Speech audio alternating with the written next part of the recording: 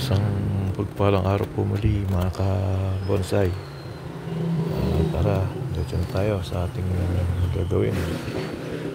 Lilinis tayo ng ulit ng ating binobonsai at saka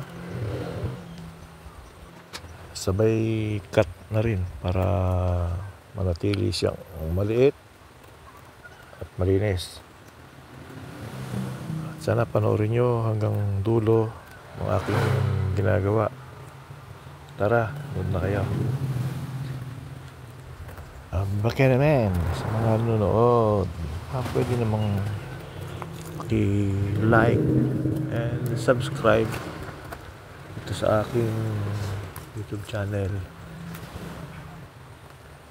At patulong na rin po na maabot ko kahit 1,000 subscribers. Maraming salamat po sa inyong lahat. Tingnan niyo po ang magiging resulta ng ginagawa ko.